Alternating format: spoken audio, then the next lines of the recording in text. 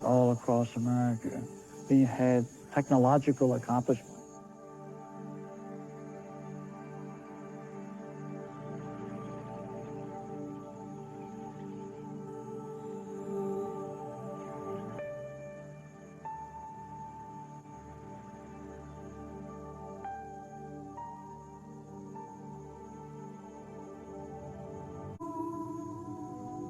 On one occasion, when Armstrong was flying the lunar training vehicle, there was a problem. Somewhere in the control system, the thing started to dump. Fortunately, we had an ejection seat on that thing, and he ejected safely. And of course, we lost the lunar training vehicle. It crashed.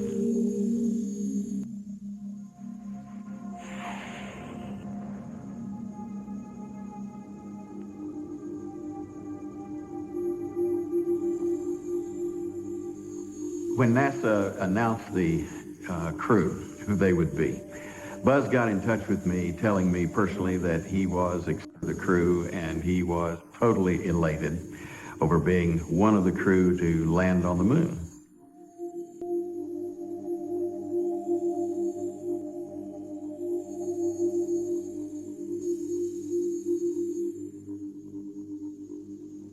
My reaction was complete and absolute terror. I couldn't imagine his doing such a thing, even though I remembered that he had talked about it on our first date, but I never thought it would. Even when he got into the space program, I thought, well, they're never going to go to the moon. That's ridiculous. That's for comic books. Buzz and Joan came over to our house for dinner one evening, and after dinner, Buzz and I walked outside. There was a full moon, and we stood there and looked at the moon.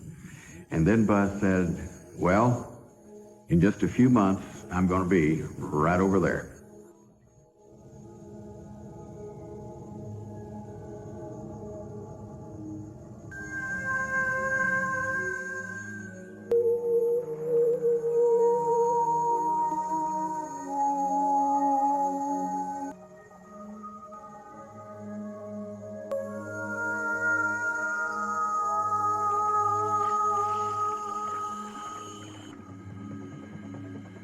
In many ways, the observation that I made to myself before the mission was it would be much more comfortable to be on a later flight and enjoy things a lot more than being on the first flight.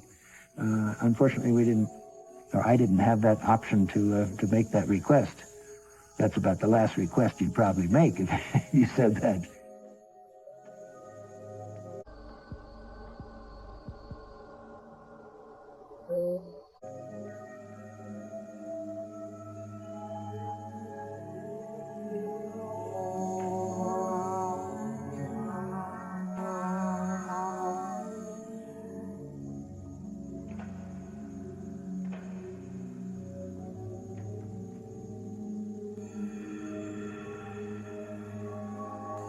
When I would be alone and I would start to think about it, think about Buzz going to the moon, and that even though he said everything was going to be fine, how did he know that? I really don't think, speaking for myself, that the physical fear was a part of Apollo at all. There was a good bit of emotional fear and psychological fear. But that's not what people, I think, are referring to. And that's certainly not the kind of thing that here are emotional fears.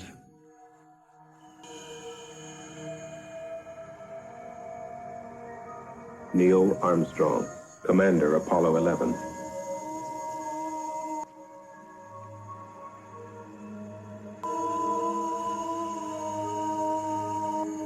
Michael Collins, Command Module Pilot.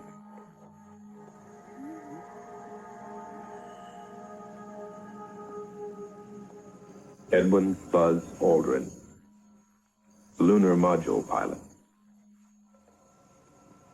And the night before the launch, Buzz called me. It was, well, by the time we finished the conversation, I was crying. I think he was too. It was a very, very touching, the things that he said. Buzz is not a person who expresses himself, his emotions well. But he, in effect, was telling me and the children that, you know, if by some chance something happened to him, you know, that we should know that he loved us and that we were important to him. In effect, that's pretty much what it was. But coming from Buzz, knowing him as I did at that time, I was truly, well, I was moved to tears.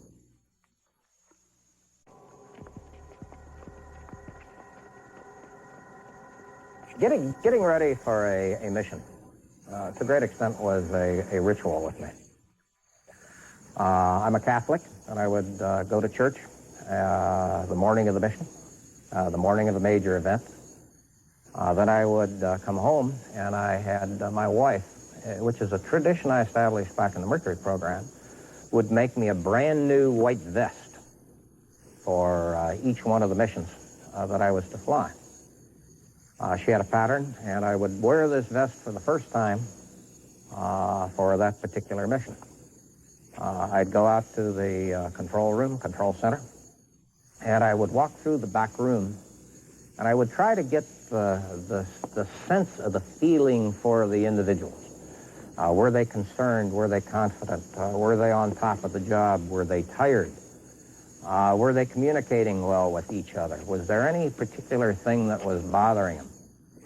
And they knew that, hey, this was the team that was going to go do the job, and we were going to go to the moon that day. And we didn't have to talk about it. We just knew it. We had that sense, that bonding, that feeling, that communication.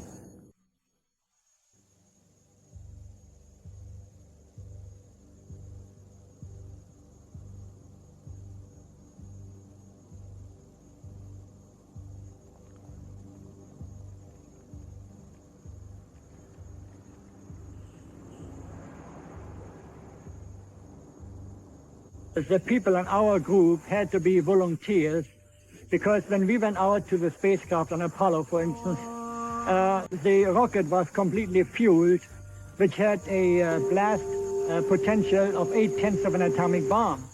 That's the reason you would find nobody else around for 3.5 miles.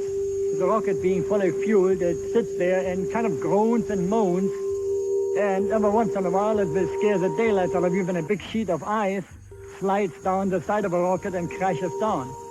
So you have the feeling it's actually the beast that's alive, wanting to go.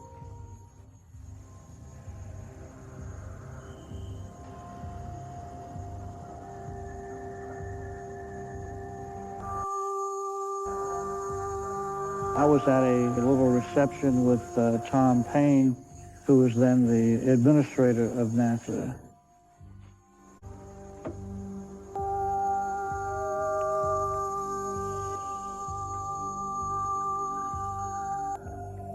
Our group would see to it that the crew at the last minute and on the last day, when they show up, we would put them in the spacecraft, wrap them down, apply all the hoses and the electrical connections, check it out once more, then go ahead, close the hatch, and run a cabin leak check.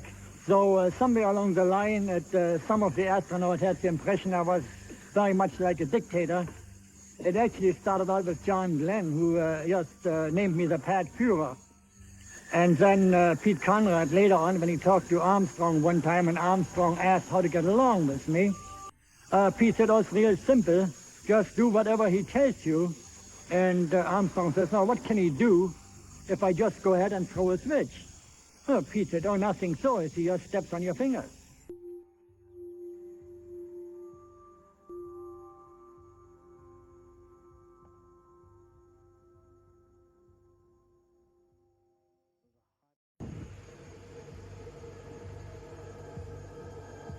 Knowing that that vehicle then was going to go to the moon for the first time.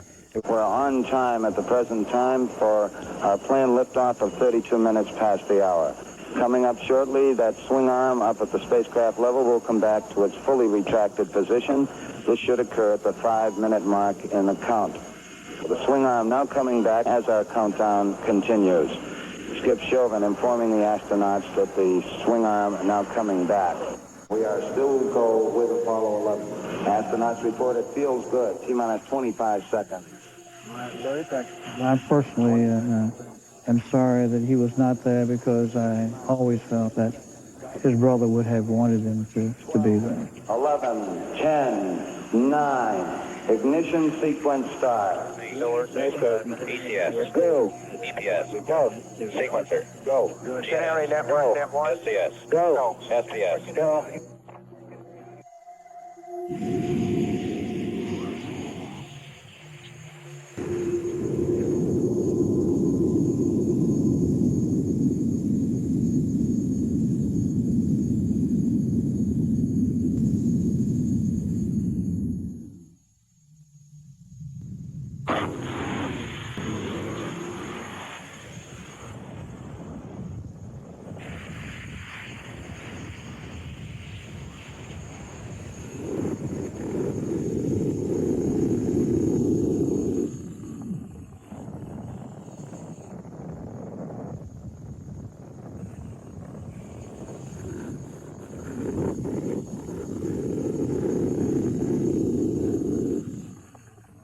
The most dangerous portion of the mission is the potential of running into the tower. In other words, the rocket doesn't go straight up, but it begins to go off to one side. Because if you collide with the tower, it's going to rip apart all the fuel and the oxidizer, and there's going to be a very big explosion right away.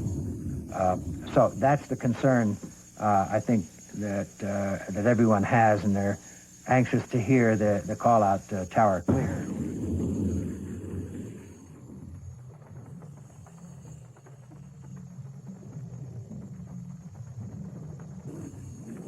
I think what did surprise us was that we really couldn't detect the moment of liftoff all that clearly. There was just the slightest hint of a swaying back and forth because of the guidance that would be steering the rockets. And of course, that would be all that slight movement that you wouldn't see it from the ground. You might feel it in spacecraft, or you might imagine it. And I guess all three of us imagined the same thing. We'll clear the top. Tower clear. 13 seconds. I had seen lots and lots of launches on television, but what got me was something that the Capcom said, that he said on every flight, always, the last thing the Capcom would say is Godspeed. And that still brings tears to my eyes, because I don't know what it was about Godspeed that I just felt as though, that's all that you could say.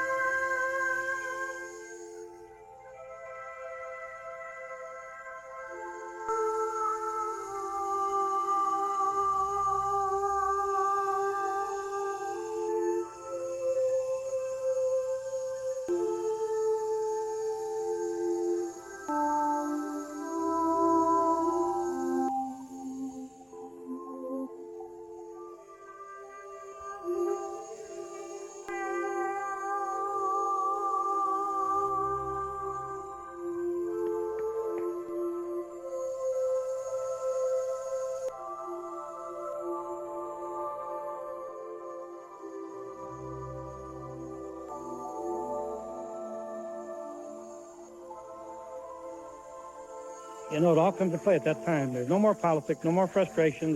That's it. You're going to commit.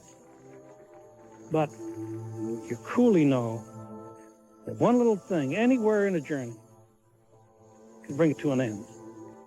Neil Armstrong reported back when he received the good wishes. Thank you very much. We know it will be a good flight.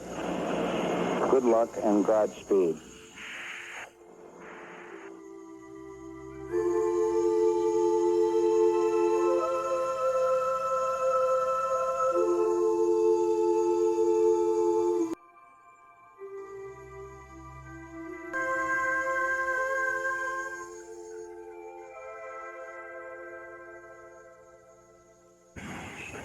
Houston, you are go for staging, over. Staging. About to start from place down. All right, you're understand up.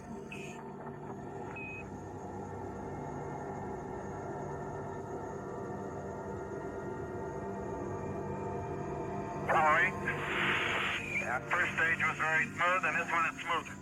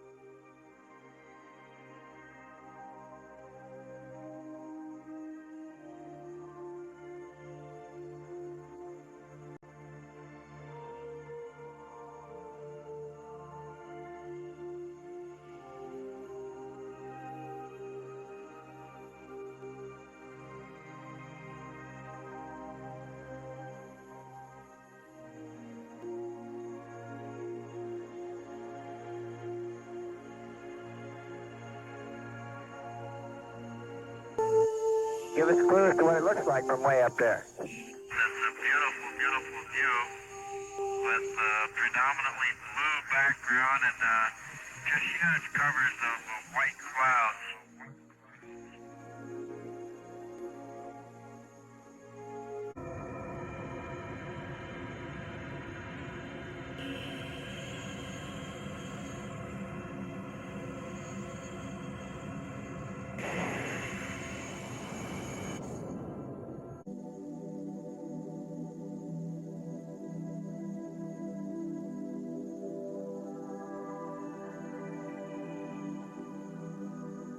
As Apollo 11 was on its way to the moon, the Russians announced that they were sending a probe, an unmanned probe, to the moon.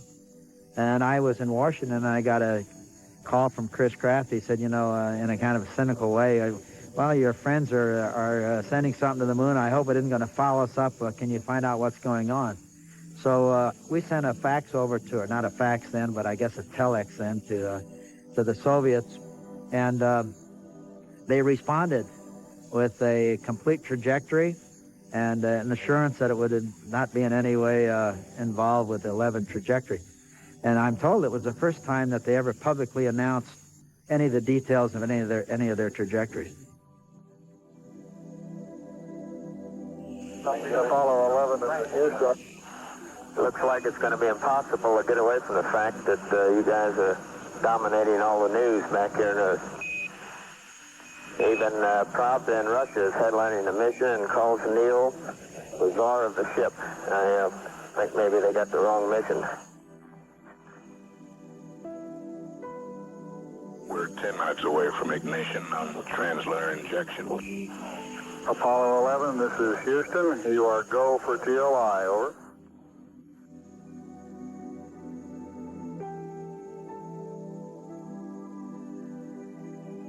It's surprising how small the Earth became in a hurry. Looked like home, but a long ways away.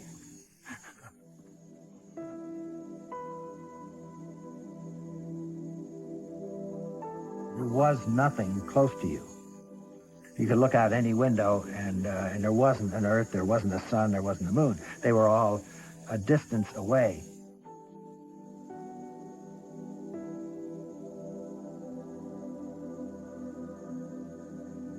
Hello there, everybody. Hello there. An ancient legend says a beautiful Chinese girl called Chang'o has been living there for 4,000 years. It seems she was banished to the moon because she stole the pill of immortality from her husband.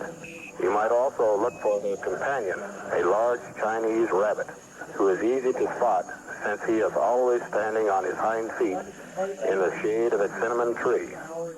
The name of the rabbit is not reported. I felt awed by the responsibility of the mission. And that awe resulted in a tunneling in of vision. You're not as exuberant, as free-wheeling with everything around you when you're very focused on what you're doing.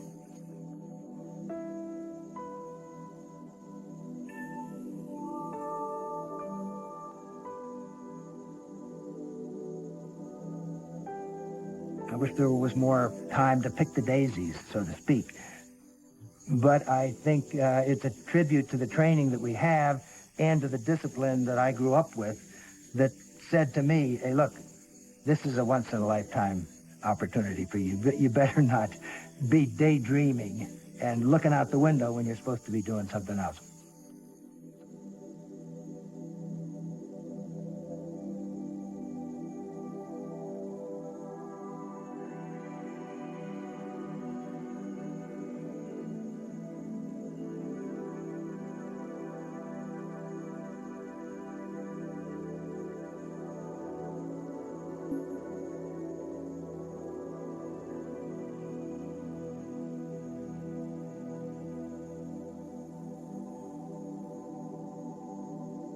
I tend to be an emotional guy. I tend to try to make my people see in technicolor what we're going to do.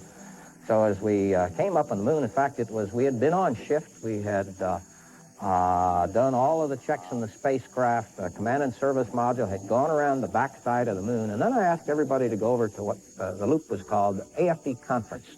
And he said, all right, attention, everybody. And this is sort of strange. Because we'd never done this in any sense. I wonder what he's going to tell us. Maybe there's an announcement I didn't know about. Maybe I missed something while I was out. And he made one of the most stirring speeches I've ever heard in my life. I mean, General Patton would have been proud of this speech. And I told them I was very proud of them as individuals. I really enjoyed the times that we had worked together in getting ready for this mission. We had had some good times and some bad times. But we were the team that was going to go to the moon. There was no question about it. And that throughout this entire process, I wanted to let them know how valuable I felt was their contribution. And then he said something I'll remember all my life. He said, but no matter how it turns out, I'm behind you, and I'll be with you. And I'll tell you what, that for a young kid, that not too, anyway, because, you know, we're about to do the biggest thing we've ever done in our lives. All of us. And for a bunch of young flight controllers, that had to be the best thing he could have said at the time. Depending how much hung up the loop, we went to what we call battle short. Battle short is an interesting condition that we set up for the control centers. We want no electrical power interruption. So as we went to battle short, we actually put physical blocks over the circuit breakers in the building. We would prefer to burn up a circuit rather than have that circuit go out. And as soon as they identified they were in battle short, we locked the doors of the room. And we locked the doors so there's no disturbance. Nobody's going to walk in on us at a critical time. So we finished the talk in AFD conference. We went to battle short. We locked the doors, and we were ready. So, craters for the far side of the moon.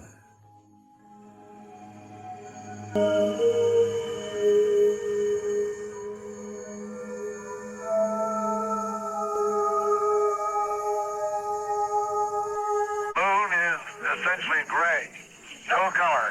Looks like plaster of Paris, or sort of a grayish beach sand. But you see quite a bit of detail. The craters are all rounded off. There's quite a few of them. Some of them are newer.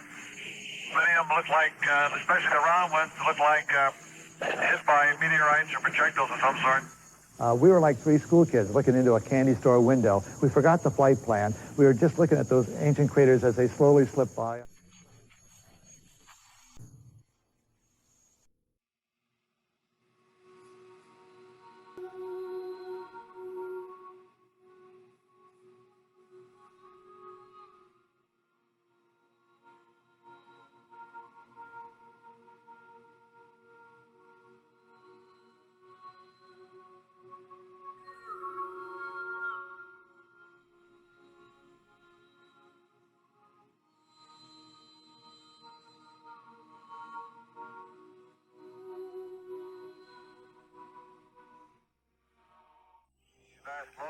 atmosphere of the moon is awe-inspiring, and it makes you realize just what you have back there on Earth.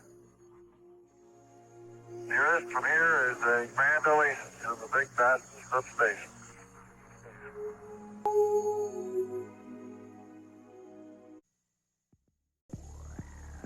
Position 2, all flight controllers, 20 seconds to go, no go for landing. Things went wrong right off the bat. We came around the side of the moon. As we came around, communications were terrible. Could hardly hear the crew. I could read half my computer parameters. Sometimes I'd get a few seconds of good data, then they'd go bad. I was wondering if we were going to have enough data to actually let us start the landing. Okay, all flight controllers, go, no go for landing. Retro. Go. Fido. Go. Guidance. Go. Control. Go. Telcom. Go. GNC. Go. Ecom. Go. Surgeon. Go. Capcom, we're go for landing. Eagle, Houston, you're go for landing, over. Roger, understand, go for landing, 3,000 feet. Descent started. Comm started to get a little better. Things started to look up a little bit. And the minute we got good communications, I looked at one of my displays, and the first solid data I had, we had a navigation error of 20 foot per second in the computer. I remember hearing a little bit of discussion about that Neil was having with the ground. The landmarks that he expected at a certain time were not coming exactly when he thought they were. And I marvel that one is able to do that with eyeball. I thought, gee, well, he's got to be joking. He didn't really mean that. Now, that doesn't sound like much, but if that error would have grown to 35 foot per second, I would have had to stop this mission and abort it. Into the ag, 47 degrees. Roger. 47 degrees. How's our margin looking, Bob? It looks okay. We're about 4.5. Roger. Eagle looking great. Your go.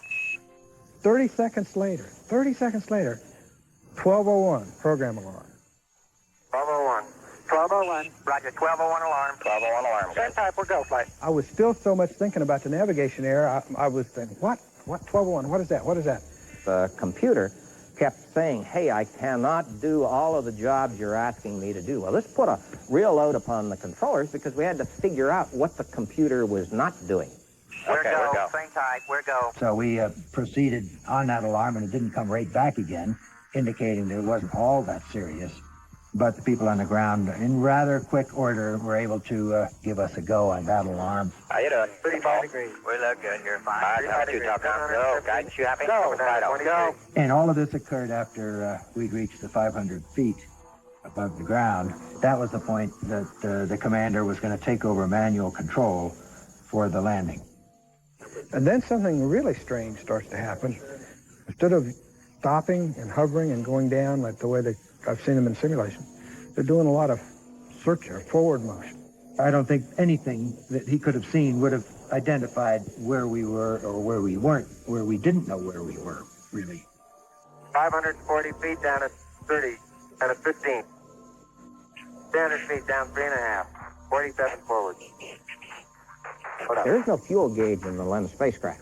And it'd say you got 2 minutes of fuel remaining. We would then count down, and we had normally landed 2 minutes. So we got down to a minute, and we still hadn't landed. So we gave the crew the 60-second call. 6 forward. 60 seconds. 60 seconds. We didn't know why he wasn't sitting down. We didn't know whether he couldn't see because of the dust or he wasn't satisfied with something in the spacecraft. He didn't say much. Neil never said much. We were used to that, expecting that. At 4 forward, drift into the right level. 30 seconds. 30 seconds. Forward. I was totally focused upon the clock. And coming to the point in the mission where we were so close that we would have to give the crew the call at 0. When we hit 0, that was the crew lands now or aborts now. And we were watching that clock count down. If you ever have felt the time just stood still, each second seemed like an eternity there. 3.5 down, 9 forward. Contact light. Okay, engine stop. Tranquility Base here. The Eagle has landed.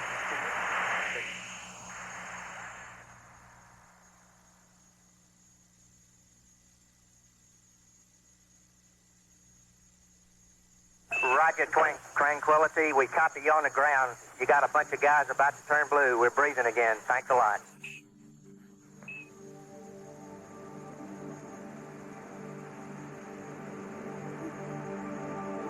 Be advised, there are lots of smiling faces in this room and all over the world, over. Well, there are two of them up here.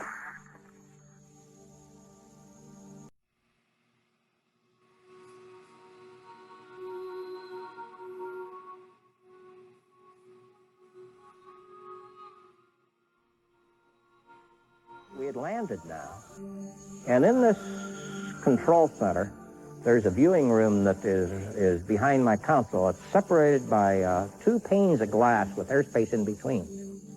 The people in the viewing room started cheering and applauding and clapping and stomping their feet, and this sound sort of seeped into the control room here. Our instructors were off in a room to their right. They were cheering there. And yet we couldn't relax at all because we had to take a look at the spacecraft systems. We had to get ready for what we call our time 1 stay no stay decision. Was it safe now to stay on the moon for several minutes, or should we abort back off again? And I had to start another go. And I found I had grabbed onto the handles on the TV in my console in almost a death grip. I mean, it was just holding on there, holding on to the console, and the other one I had a pencil. And I have a logbook I was writing in, and I could not speak. As soon as that sound came in there for 1 or 2 seconds, I was paralyzed. And I finally was so frustrated because I had to get on with the T1 stay no stay decision. So I banged my hand in the console, and my pencil broke and flew up in the air. And I just got over that personal climax in a couple seconds, and then we went back to business of committing the crew to the extended stay on the surface of the moon.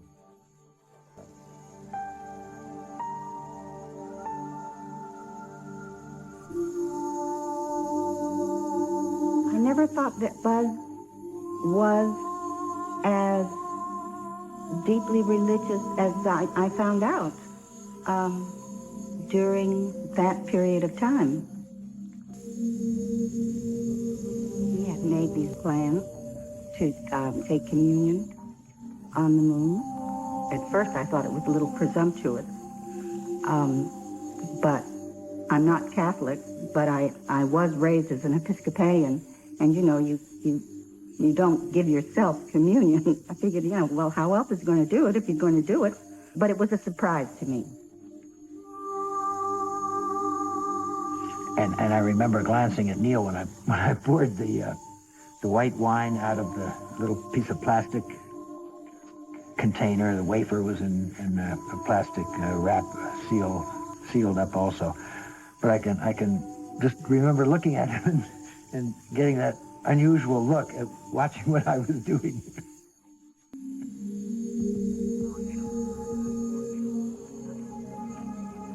We had immediately said, well, let's get them some rest when we get to the moon, and we knew that damn well probably wouldn't work. How in the hell are you going to tell these guys that, hey, go to sleep and we'll wake you up and then you can go walk on the moon? We already knew that wasn't a good plan.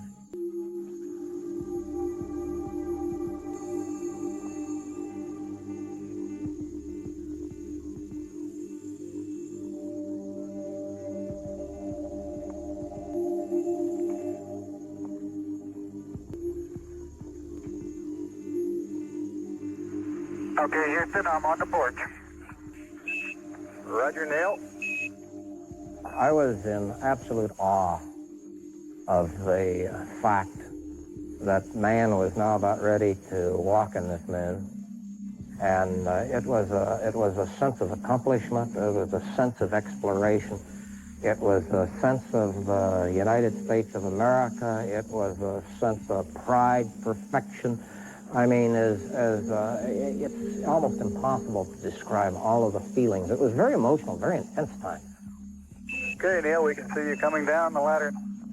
The surface appears to be very, very fine-grained as you get close to it. It's almost like a powder ground mass. Okay, I just checked getting back up to that first step. It's adequate to get back up. Yeah, I'm going to step off the limb now.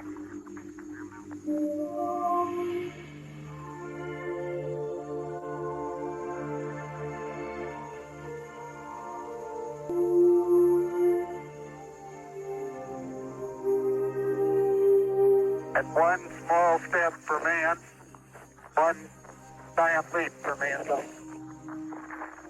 Yeah, I was extremely happy, and happy just sort of overfills, and it just comes pouring out, and that's it. And I'm embarrassed, but I'm standing in front of this whole bunch of people, and everybody's wondering, what the heck's he crying? It has a stark beauty all its own. It's like much of the high desert of the United States. It's different, but it's very pretty out here. Neil, this is Houston. Did you copy about the contingency sample? Over. All right, you're going to get to that just as soon as I finish these picture series. Fair enough.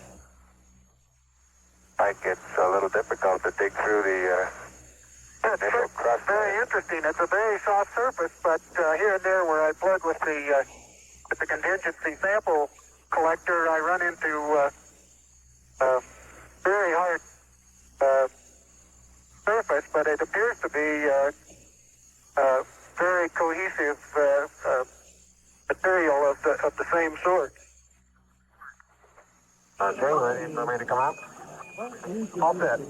Okay, I'm on the top step. It's a very simple matter to hop down from one. Buzz was affected by the fact of learning that he was not going to be the first one to step on the lunar surface.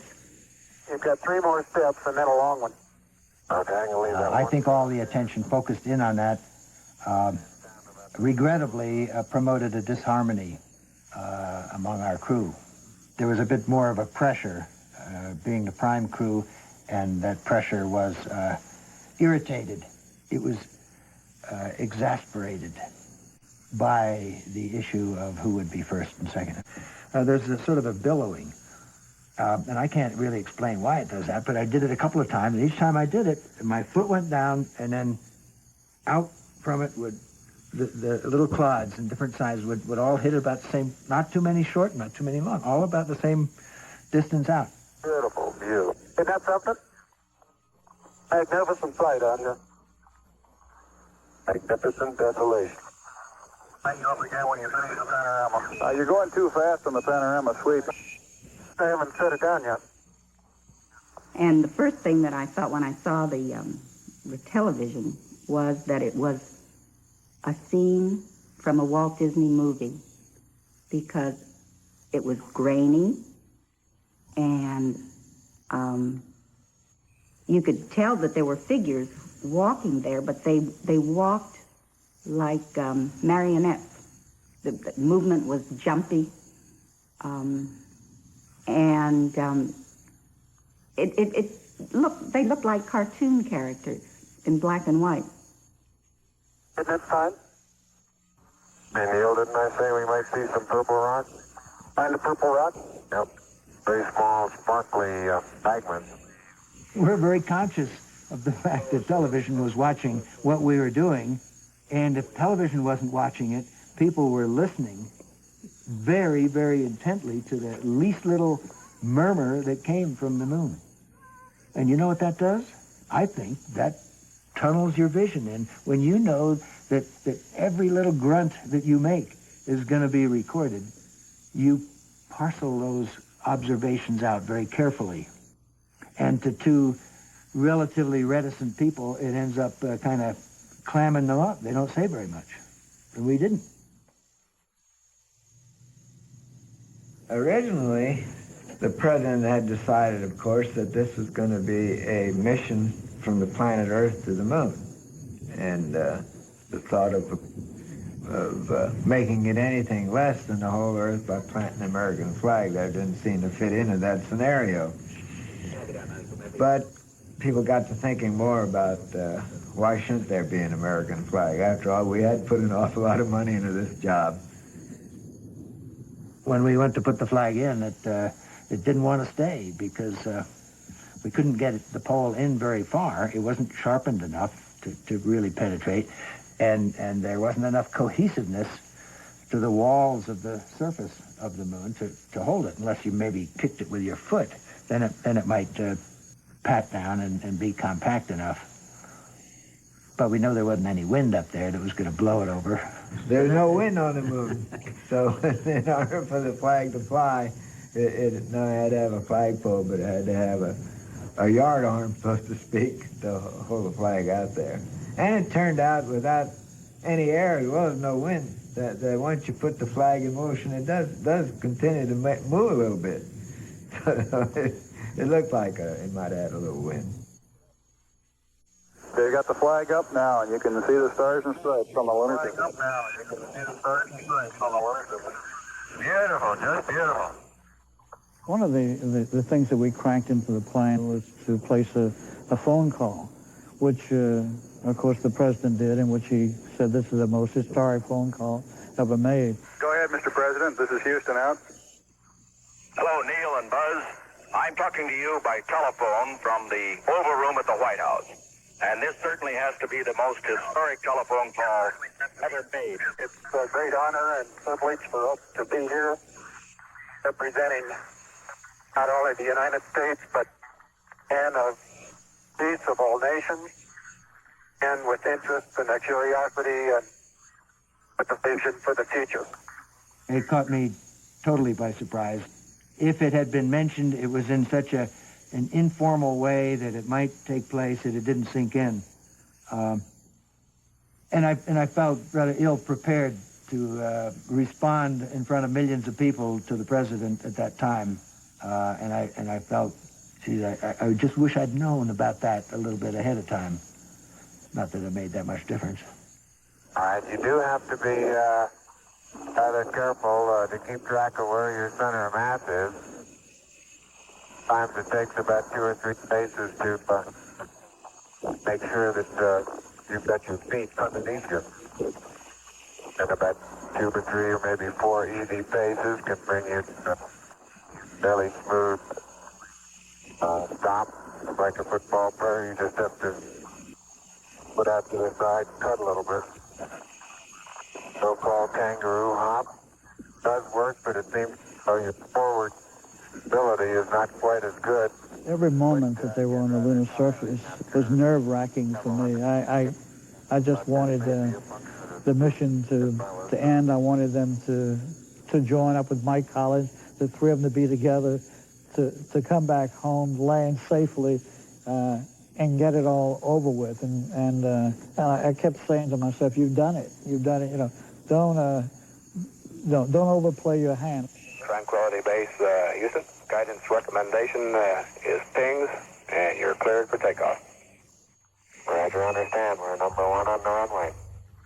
My stomach was churning at the thought of that LEM having one engine and had to lift off and get those men back to the mother craft.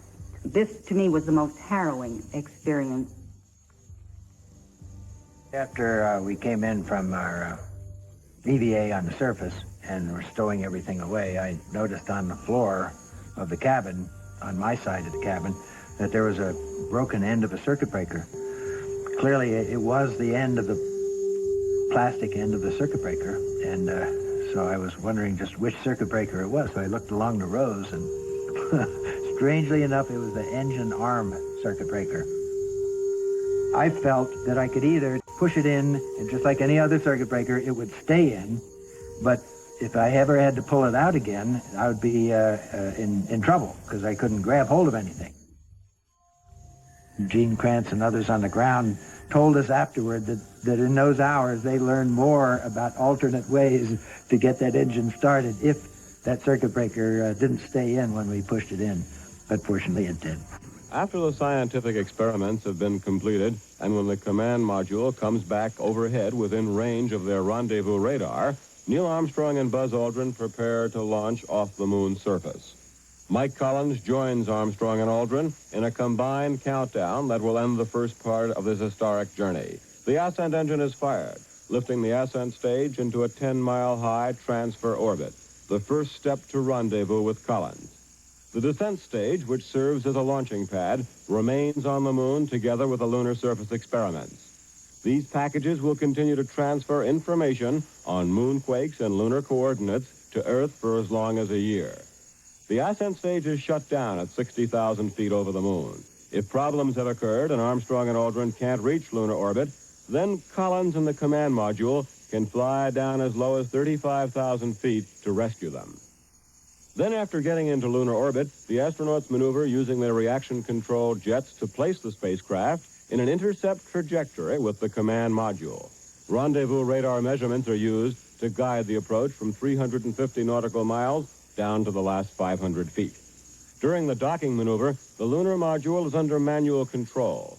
This is the last of 4 critical maneuvers that Apollo 11 will accomplish. Rendezvous after liftoff from another planet, a critical maneuver never before tried by any space crew. The other 3 critical maneuvers, of course, power descent, touchdown, and then ascent to lunar orbit. The 2 craft hopefully will be in a continual line-of-sight relationship with each other during the rendezvous maneuver. LEM is pitched over to bring the command module docking target clearly into view through its upper window. After lining up on the command module's docking target, the commander then maneuvers his vehicle closer. Then Mike Collins in the Apollo command module, who has a far better window view, powers up, moves in, and completes the docking.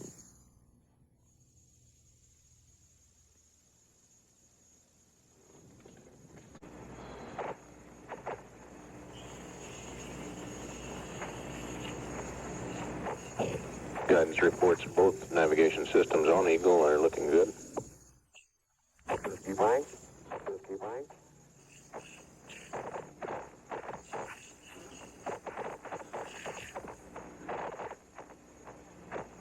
That's it, answer code.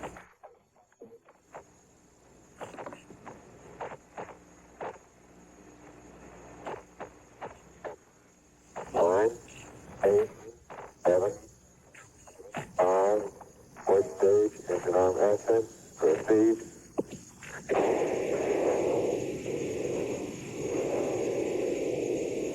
Beautiful. 26, 36 feet per second up. 5, little pitch over. Very smooth. Couple off.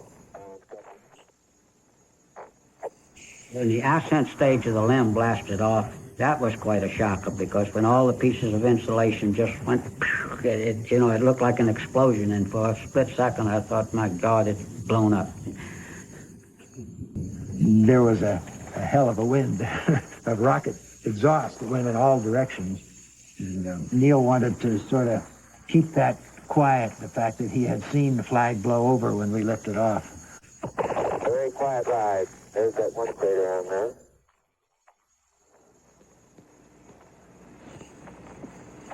Lifting off beautifully. 1,000 feet high, 80 feet per second vertical rise. Eagle Houston, request manual start override.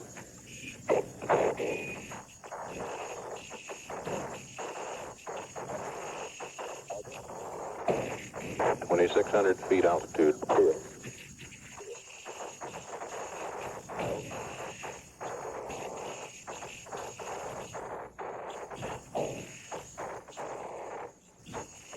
Eagle Houston, 1 minute, you're looking good. Roger. News. Buzz Aldrin again, Armstrong doing the flying, a beautiful liftoff. Scratchy communications, Eagle taking off just the way it's supposed to. Vertical rise rate. A little bit of slow wallowing back and forth. Not very much thruster activity. Roger, mighty fine.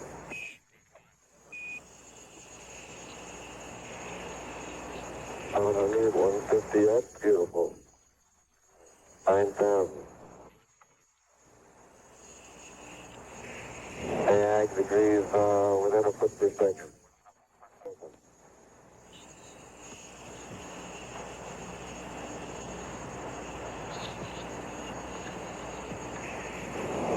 Eagle Houston, you're looking good at 2. Ping, zags, and lift in, all agree.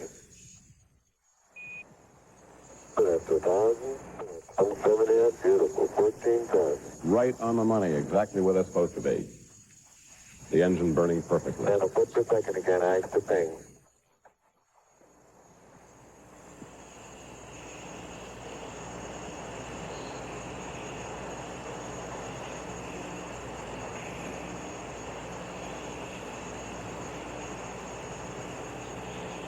That thing looks like it's holding good, system. Roger, we concur. Great.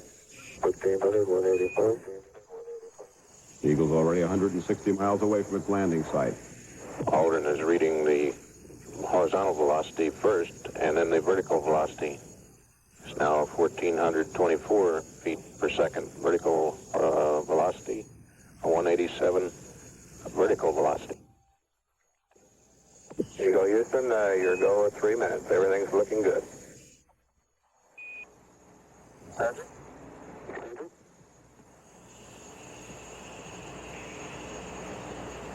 Nearly 200 miles downrange from Tranquility Base. Great on H-Dot. Coming up to, this is H-Dot max now.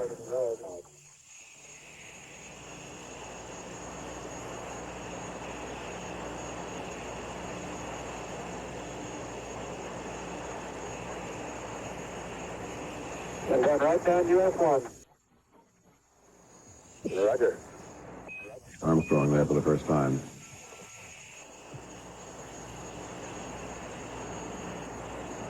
Heights now approaching 32,000 feet.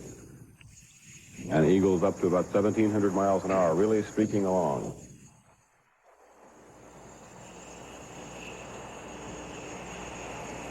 Eagle Houston, 4 minutes. You're going right down the track. Everything's great.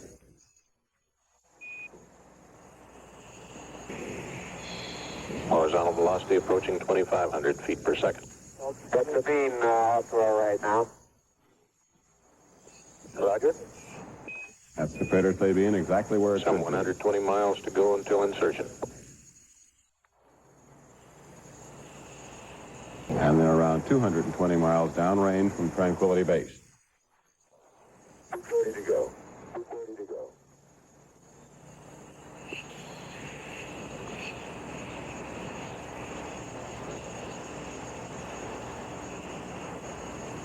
Two and a half minutes more of engine burn needed, called for, before they insert.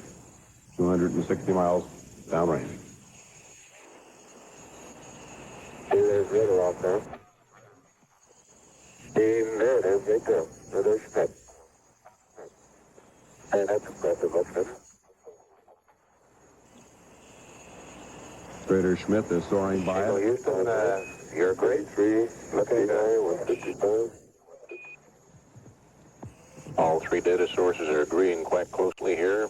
The three-color plot board on the front of mission control here is almost superimposed, as each of the three colors are scribed on the scribing plotter.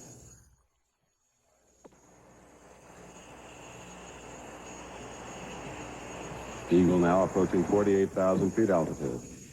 I am also sending to the off to the right.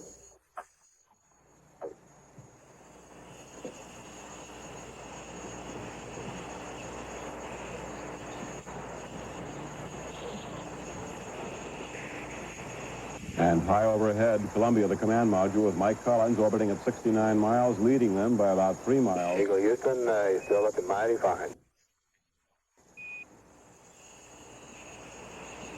I think good agreement is still to be to go on both sides and things.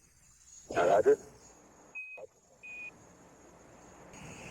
6 minutes into the engine burn, Eagle doing 3,300 miles an hour through 55,000 feet altitude. An orbit now virtually a certainty. 1 minute to go in the burn. 4,482 feet per second. Horizontal velocity. Command 1 minute to go. Command module pilot Collins pointed down. 1 minute to go.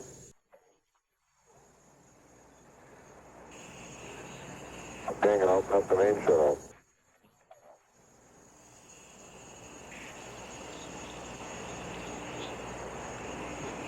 It goes, pressure's holding good, cross speed off. 250 to go.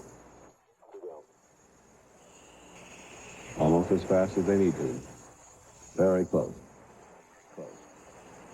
And on the engine off. 90, okay, off, 50. Shut down. Right on schedule. They've got it made. In an orbit. We got 53373, 32.8 feet per second, 60,666. Eagle Roger, we copy. It's great. Go. And we got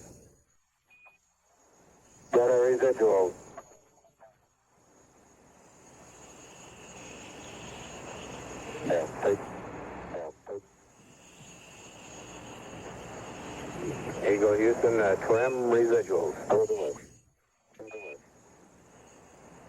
Showing a paraloon of 9.1 nautical miles, apaloon 47.2 nautical miles on the pings. All three systems are go.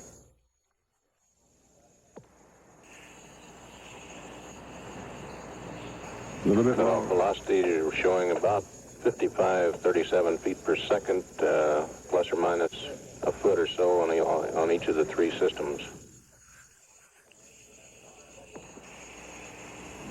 A little bit low on the paraloon, but easily taking them into orbit. No problem.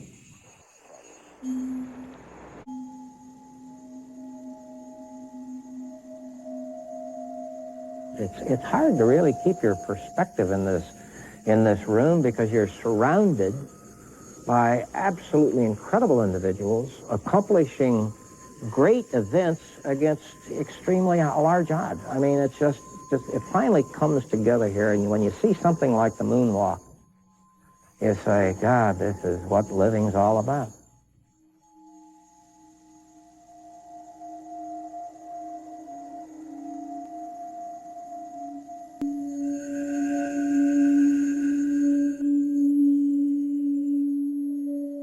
There was a lot of dust all over our suits, and even though we brushed each other off, a lot of that dust came in on our boots and was on the floor. And once we took the helmets off, I think we both noticed a distinct pungent odor in the cabin, a good bit like wet charcoal or wet ashes from a fire. And I guess we'd have to attribute it to the presence of the lunar material. Alan Bean did say one thing that I thought was interesting, and I laughed about it later. He said to me, you know, once Buzz comes back from the moon, your lives will never be the same. And as far as Buzz is concerned, he'll have the whole world at his feet. At the time, it sounded pretty good. A year later, I wasn't so sure that I wanted that kind of a life, and I know that Buzz didn't at first. I know he didn't. This is Lunar Revolution number 27 for Columbia.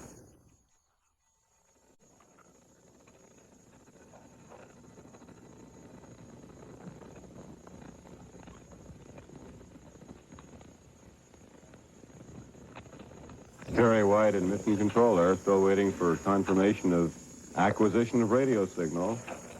As the clock ticks down to the docking. MAOS. There's the signal then has been acquired. Eagle.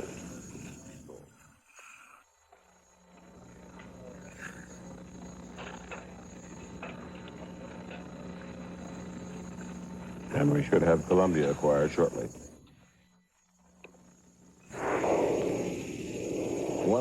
Both of their antennas are out of position, and Houston apparently doesn't want to bother them with it while they're in this critical docking phase.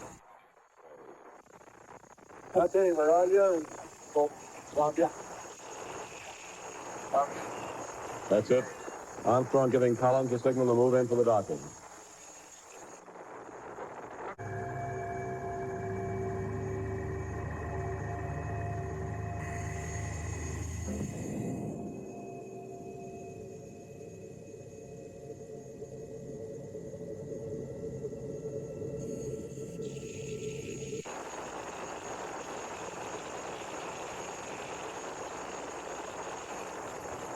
And from every sign, they are already docked. Collins, in the brief exchange we heard, is going through his post-docking checklist, pressurizing the command module's cabin up to 5.5 psi, disabling the two thruster jets you heard him mention, B3 and B4, in preparation for the... That was a funny one. You know, I didn't feel it touch, and I thought things were pretty steady. I went to retract there, and then that one...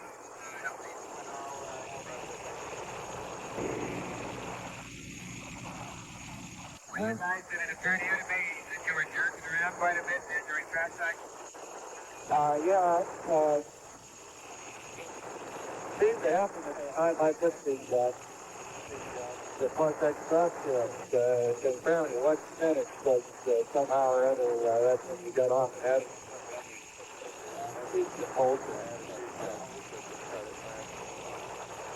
Yeah, that was sure busy there for a couple seconds. And they are docked. Some small problems in attitude control being discussed by Mike Collins and Spacecraft Commander Armstrong. All right, I got a horrible squeal. Yeah, I agree with that, but we're very okay.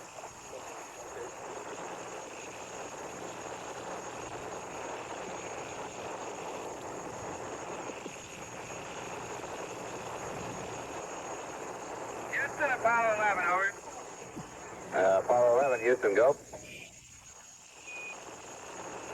Roger, I'm supposed to adjust the oxygen flow in this thing to 0.6 of a pound per hour, but being as how this transducer is not working right, can you give me an updated number?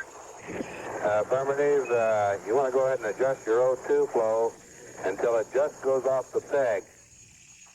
And then crank the direct O2 valve back down about 5 degrees, over.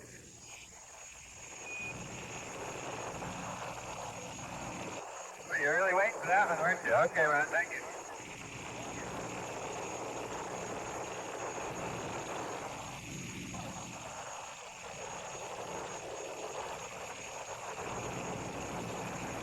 Mike Collins talking to Houston Control, bringing up his oxygen flow to pressurize CSM to the point where the tunnel joining the two vehicles can be pressurized in preparation for removal of the hatch and storage of the hatch and then the transfer. In about an hour and 15 minutes, the Spacecraft Commander Armstrong and Lunar Module Pilot Aldrin back to the Columbia. The Eagle is back, and Eagle is docked with the command module.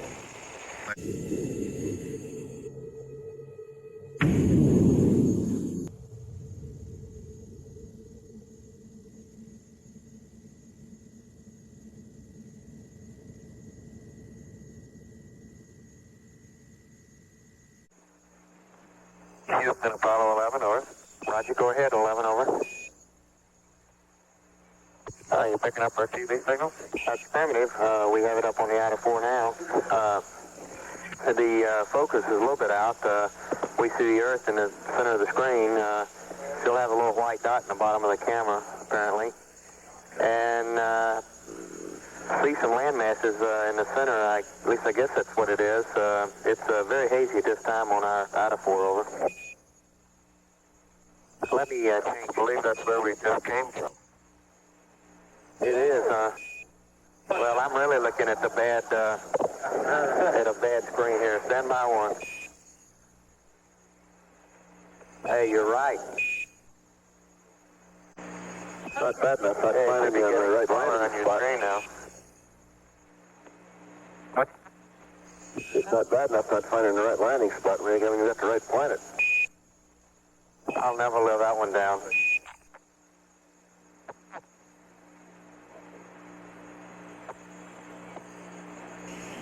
We're making it get smaller and smaller here to make sure that it really is the one we're leaving. Oh, that's enough, you guys.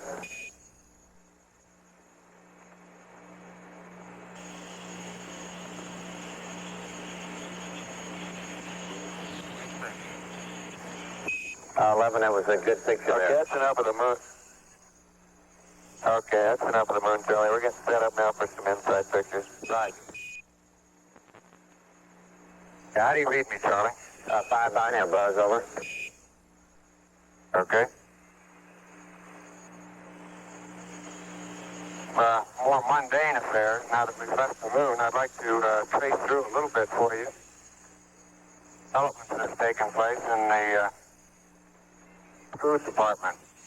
I'm sure you've always type of a drink container. Now, a little later, Mike will show you how the water gun operates with its new filter to take out hydrogen. Essentially, this water gun is put in this end and filled up this bag with water, and the drink then dissolves in the water, and this end of the outfeeding. Likewise, we have other foods that are more solid nature. You can probably see this shrimp cocktail meal.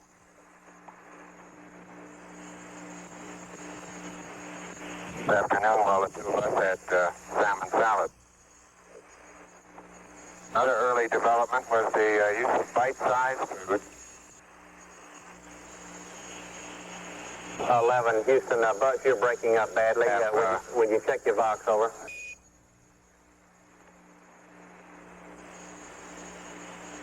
Roger, how am I coming through now, Charlie?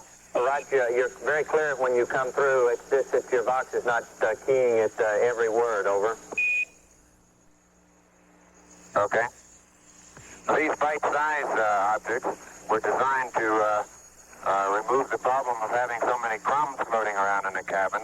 So they designed a particular size that would be able to go into the mouth all at once. I think since all of our experience, we've discovered that we can progress a good bit further than that back to some of the type meals that we have on Earth. As a matter of fact, on this flight, we've carried along pieces of bread. And along with the bread, we have a ham spread. And I'll show you, I hope, how easy it is to set some ham.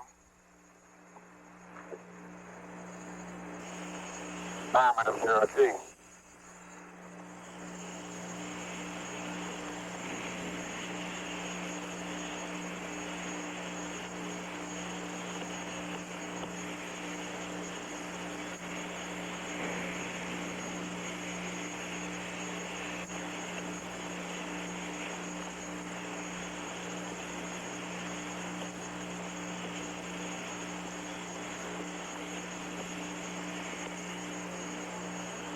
We've discovered that it is quite easy to all very familiar with.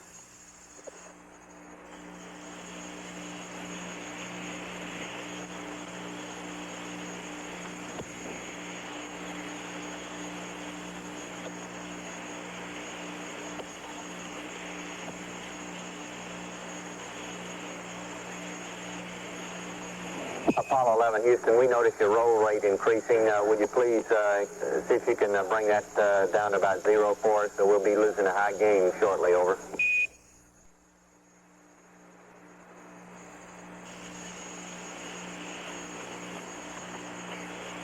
We can also use zero gravity to demonstrate many things that we've all learned in school.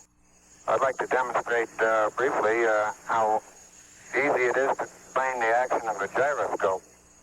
If I spin this can, we know that according to the equations of motion, that we would expect that if once this is given a spin and has a spin axis in this direction, if we give it a particular torque, and I'll do this by pushing my hands against it in this fashion once it's spinning, by the equations we can predict that as I put this torque on it, it will in fact rotate this direction. Let's see how well this works out. As I apply the torque this way, it's rotated this way.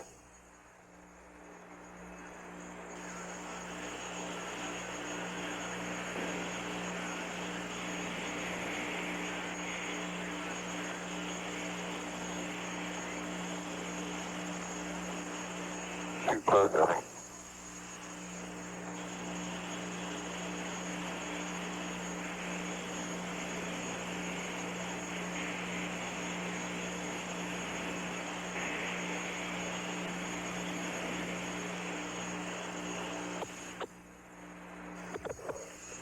Houston, it's a pretty good demonstration.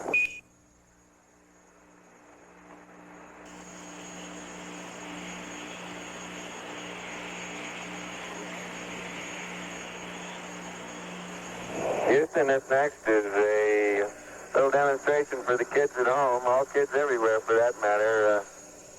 I was going to show you how you drink water out of a spoon, but I'm afraid I filled the spoon too full, and if I'm not careful, I'm going to spill water right over the sides. Can you see the water slopping around in the top of the spoon, kids?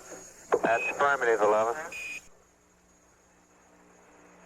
Okay, well, as I say, I was going to show you, but I'm afraid I filled it too full, and it's going to spill over the sides.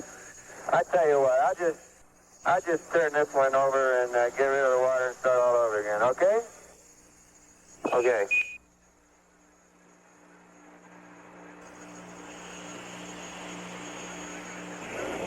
And you can see up here we don't know where over is. One up is as good as another. That really is water, though, I'll tell you.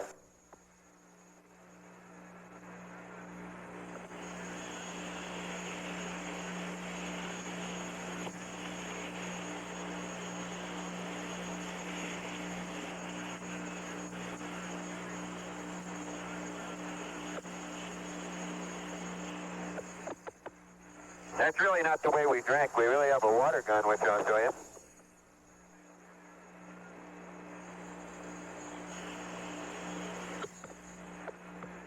There's the water gun. That cylindrical thing on the end of it is a filter with several membranes. One allows water to pass, but not any gas. The other allows gas to pass, but not any water. So by routing the gaseous water, which comes from our tank, through this filter, we're enabled to drink purified water without the gas in it, filtered water. And of course, all we do to get it started is just pull the trigger.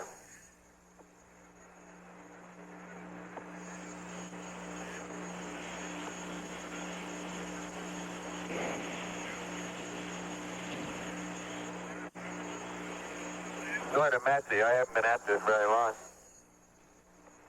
It's the same system that the Spaniards used to drink out of wineskins at bullfights. Only I think this is even more fun. Well, be seeing you, kids. Thank you from all the kids in the world here in the Moker who can't tell the Earth from the moon. All right, just stand by one and we'll get you that earthquake. Looks like you need a wineskin up there, Mike. That'd be nice.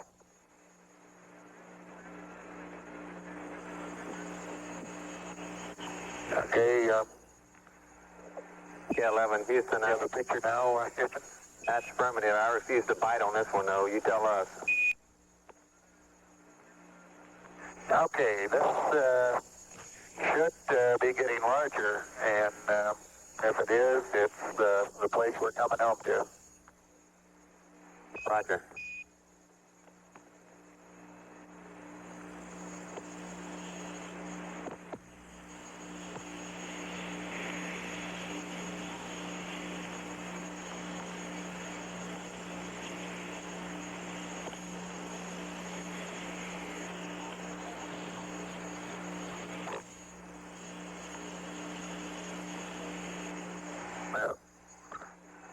No matter where you travel, it's always nice to get home.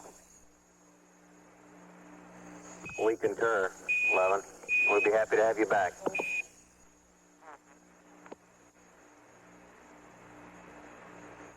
Apollo 11, Houston, with a little recovery force information, over. Go ahead. Roger, the Hornet is on station, just far enough off the target point to keep from getting hit. There's blackout.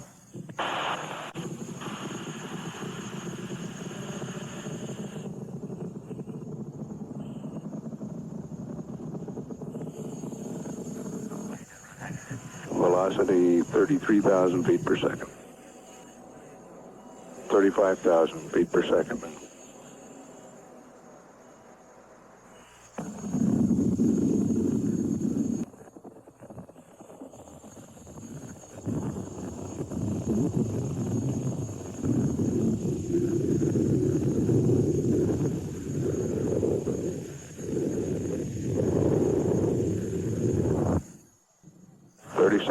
Feet per second.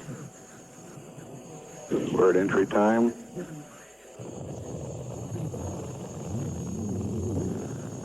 Hornet reports a sonic boom a short time ago. Apollo 11, Houston through Orion. Apollo 11, Houston through Orion, standing by. Over. Strokes.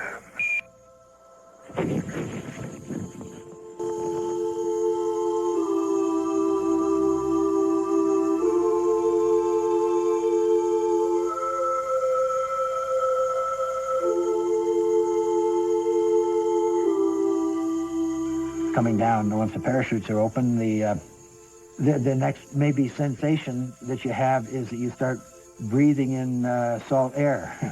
when the pressure outside is greater than the pressure inside, the outside air begins to vent on in, and you get that odor of salt air, and that's a noticeable thing. You know you're home when you smell that salt water.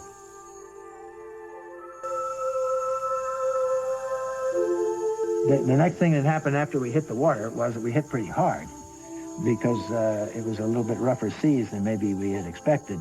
And the way that we hit made it difficult for us to jettison the parachutes. They had pulled us over, and we were upside down. We came within that close of getting seasick. That's not the way to come back from the moon, to barf in the spacecraft before you get picked up. Apollo 11, this is Hornet, over. Apollo 1, this is Apollo 11, reading you loud and clear. Our position 1330, 6915. And there's a feeling of absolute, total exhaustion. When we get the crew on the carrier, that is when you really realize how tired you are. It's sort of like somebody had taken a great big bottle filled with all of the emotions, the challenges, the risks, and all of those things, and then immediately pulled the plug and everything drains out of it. That's exactly how you feel on this when the mission's over. You really feel like you heard the term drain. That's what it's all about. But it's a good feeling. It's a feeling that now, we did what we said we were going to do. We were truly professional. We executed our plans perfectly. This is what the business is all about. I really was so confident this time, as opposed to the way I felt yesterday, and I guess it really showed. I think I'm going to have about 3 or 4 days to really let it sink in. Of course I'm, in quotes, thrilled, proud, and happy. But it's so much more than that I just can't find the words.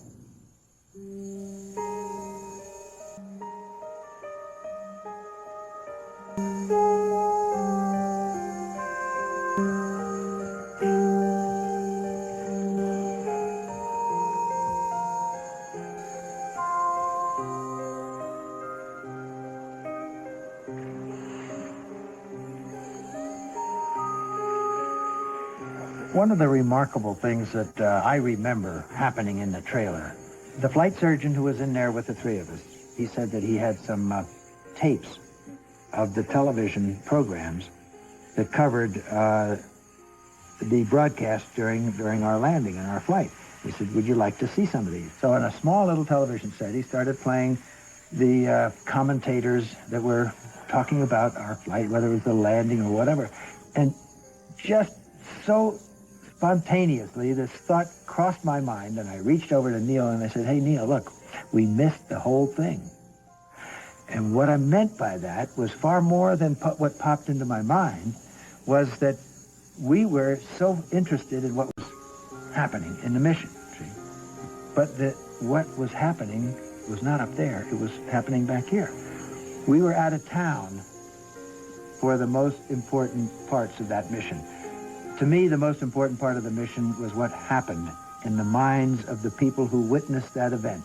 They will never forget that.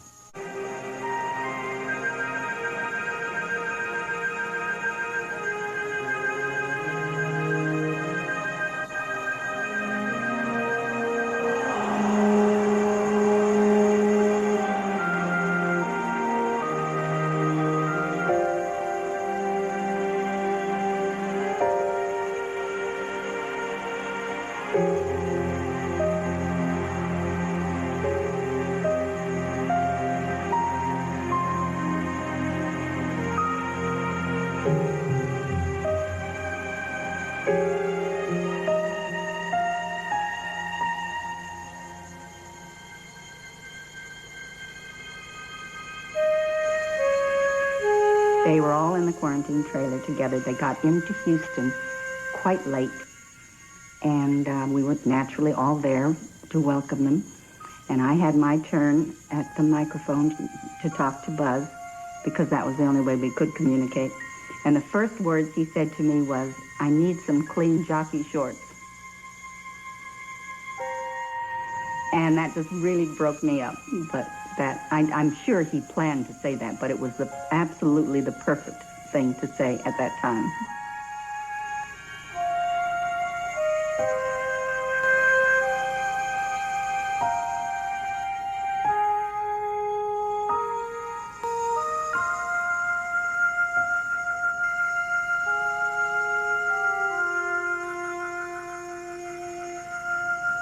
My life changed not because of what I saw or did or experienced on the moon. My life changed because in the minds of other people around me, I went to the moon. And somehow I have to live up to that in some fashion, or I have to acknowledge that. I can't run away from that. That is a part of my life, and it started 25 years ago.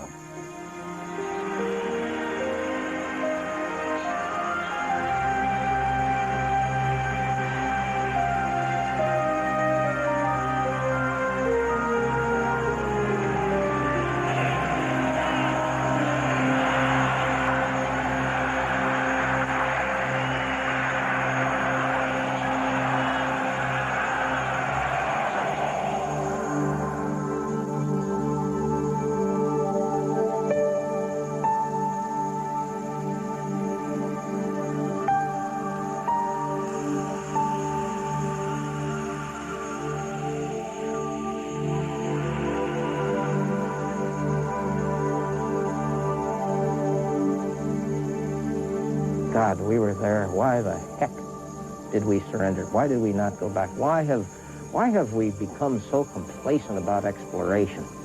Why do we not continue to pursue every opportunity to delve into the unknown, to unlock the mysteries? Why are we not sending our explorers not only to the moon, but on to Mars? It's really frustrating to see us there. And then all of a sudden just sit back and say, okay, it's all over. That's unacceptable to me.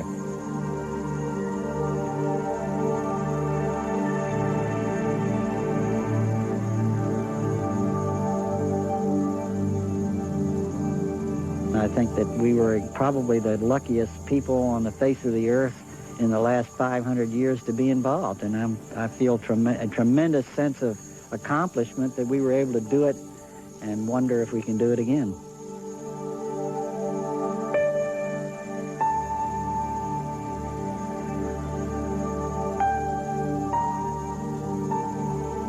It was worth it. It was worth unfortunately, the lives that we lost. It was worth the dollars that we spent. And America I don't think it's been the same since then.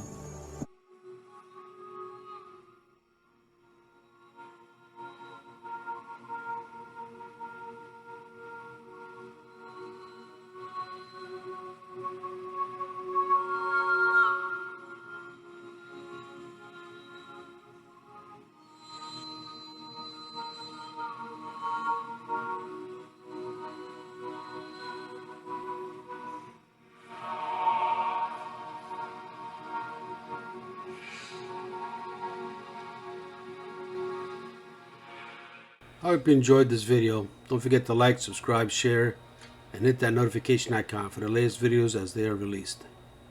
Thanks for watching, and catch you in the next one. Ciao for now.